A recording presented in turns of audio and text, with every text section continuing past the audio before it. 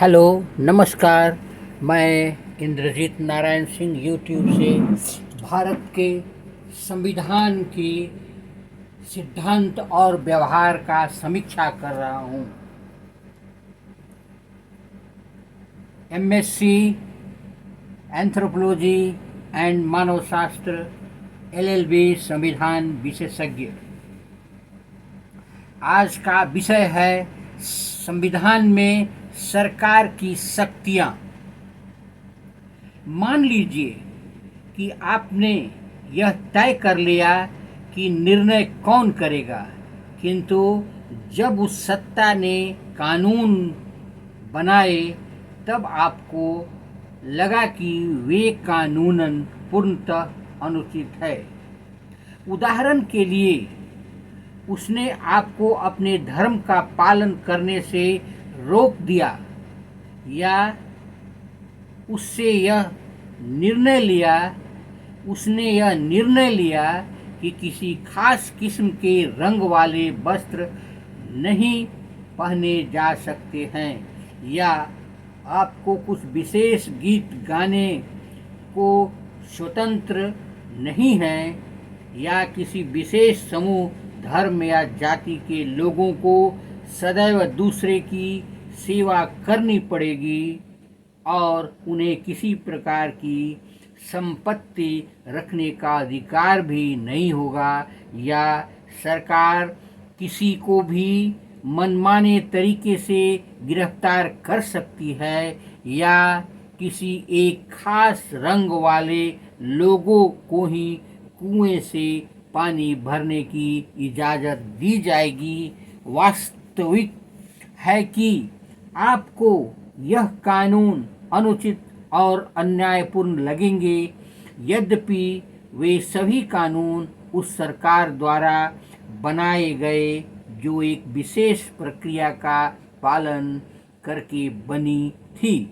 लेकिन सरकार द्वारा ऐसे कानूनों को बनाने के लिए जरूर कोई अन्यायपूर्ण बात रही होगी।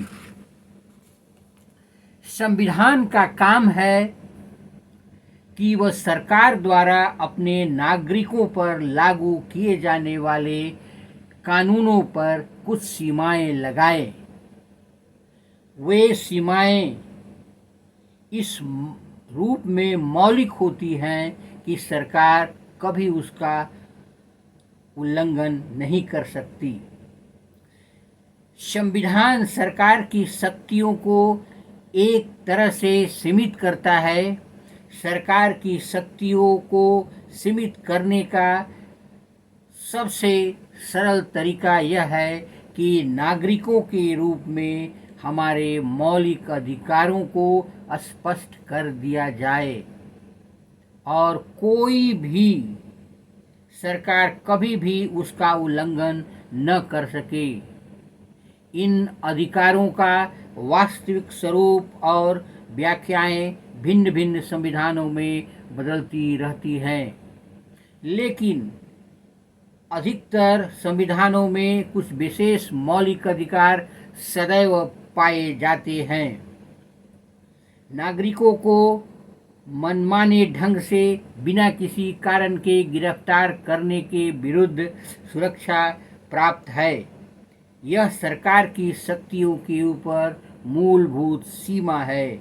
नागरिकों को सामान्यतः कुछ मौलिक स्वतंत्रताओं का अधिकार है, जैसे भाषण की स्वतंत्रता, अंतरात्मा की आवाज़ पर काम करने की स्वतंत्रता, संगठन बना सकने की स्वतंत्रता। व्यवहार में इन अधिकारों को राष्ट्रीय आपातकाल में सीमित किया जा सकता है और संविधान उन परिस्थितियों का उल्लेख भी करता है जिनमें यह अधिकारों को वापस लिया जा सकता है।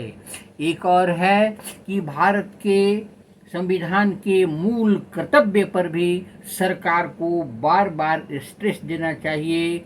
बार बार उसे लागू करने के लिए विभिन्न प्रकार के आयामों, विभिन्न प्रकार के नियमों का निर्माण करना चाहिए। धन्यवाद। मैं इंद्रजीत नारायण सिंह आपसे रिक्वेस्ट करूंगा कि आप मेरे चैनल को लाइक करें, सब्सक्राइब करें, ताकि संविधान के अन्य नियमों आर्टिकल को आपको बता सकूं।